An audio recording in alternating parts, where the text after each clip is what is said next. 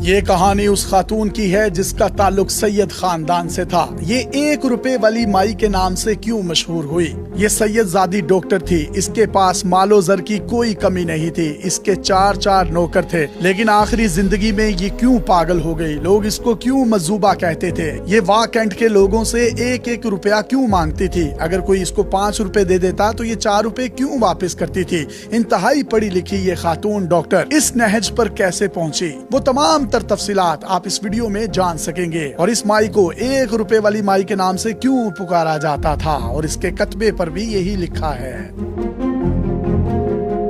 اس نے راولپنڈی کے انتہائی خوشحال گھرانے میں آنکھ کھولی۔ پورا گھرانہ اعلیٰ تعلیم یافتہ تھا، بیرون ملک کاروبار اور جائیدادیں تھی، گھر میں پیسے کی ریل پیل اور نوکروں کی لائنیں لگی ہوئی تھی۔ یہ پیدا ہوئی تو اس کے لیے 4 نوکرانیاں رکھی گئیں، وہ ایک اشارہ کرتی تو ہر چیز حاضر ہو جاتی، اس کی کوئی خواہش ادھوری نہیں رہتی تھی۔ یہ اس حوالے سے خوش نصیب تھی کہ اسے پیار کرنے والے والدین، خوشحال گھرانہ اور جان لٹانے والے بھائی ملے۔ اوپر سے قدرت نے اسے کمال کی ذہانت سے بھی نوازا تھا۔ اسکول میں گئی تو باقی بچوں سے کہیں اچھی کارکردگی نے اسے اساتذہ کی آنکھوں کا تارا بنا دیا۔ اسکول کے ہر فنکشن میں یہ سب سے آگے ہوتی۔ میٹرک کے بعد FSC میڈیکل میں داخلہ لیا اور امتیازی نمبروں سے امتحان پاس کیا۔ اس کے لیے پاکستان کے ہر میڈیکل کالج کے دروازے کھل چکے تھے۔ اس کے بھائی جرمنی میں سیٹل تھے، وہ تعلیم کے بعد جرمنی میں ہی اپنا کاروبار کر رہے تھے۔ بھائیوں نے اسے MBBS کے لیے جرمنی بلا لیا، وہاں بھی اس نے شاندار طریقے سے پڑھائی مکمل کی۔ 5 سالہ ڈگری ملنے کے بعد جرمنی میں ہی ہاؤس جاب شروع کر دی۔ اس کے بعد وہ جرمنی کے مختلف ہسپتالوں میں ڈیوٹی سر انجام دیتی رہی۔ پھر کچھ عرصے کے لیے لندن چلی گئی۔ جب اسے اپنے فن میں کمال حاصل ہو گیا تو اس نے پاکستان واپسی کا فیصلہ کیا۔ یہ اپنے ملک پاکستان اور پاکستانیوں کے لیے کچھ کرنا چاہتی تھی۔ پیسے کی اس کے پاس کمی نہیں تھی، بس اسے خدمت خلق کرنی تھی، اسی لیے پاکستان چلی آئی۔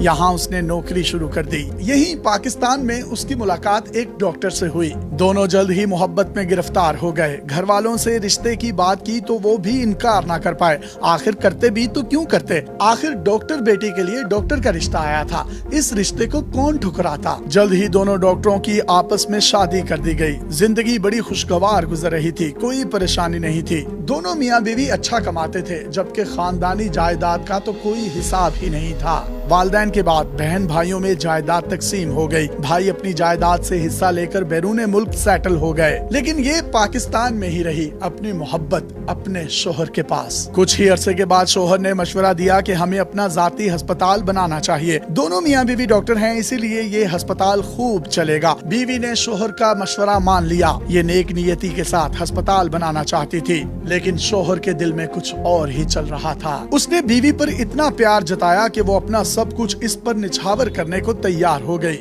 ڈاکٹر شوہر نے اس کی ساری جائیداد اپنے نام پر کروا لی۔ جائیداد منتقل ہوتے ہی اس کے تیور بدلنے لگے، لڑائی جھگڑے معمول بن گئے۔ آخرکار دونوں میں علیحدگی ہو گئی۔ لوگ محبت میں سب کچھ لٹانے کی باتیں کرتے ہیں، لیکن اس خاتون نے حقیقت میں اپنا سب کچھ اپنے شوہر پر لٹا دیا تھا۔ لالچی شوہر نے جائیداد پہلے ہی اپنے نام کروا لی تھی، اب اس کو گھر سے بے دخل بھی کر دیا۔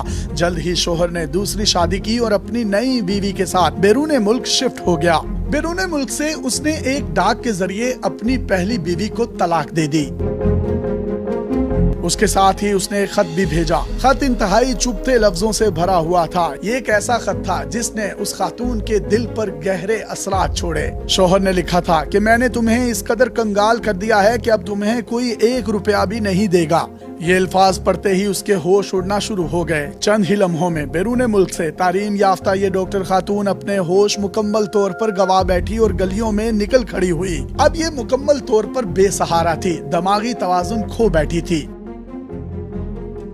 یہ کہانی ہے واہ کینٹ کی ایک مشہور ڈاکٹر سیدہ رفعت سلطانہ کی، جو اپنے شوہر کی بے وفائی اور دھوکے کے نتیجے میں پاگل ہوئی اور وہ واہ کینٹ کی گلیوں میں بھیک مانگتی رہی۔ ڈاکٹر رفعت سلطانہ لوگوں سے صرف 1 روپیہ مانگا کرتی تھی۔ اگر کوئی اسے 5 روپے دیتا تو یہ اسے 4 روپے واپس کر دیتی۔ اگرچہ یہ ہوش کھو چکی تھی، لیکن اس کے لاشعور میں اپنے بے وفا شوہر کے وہ الفاظ اب بھی موجود تھے جو اس نے کہے تھے کہ اب تمہیں کوئی 1 روپیہ بھی نہیں دے گا۔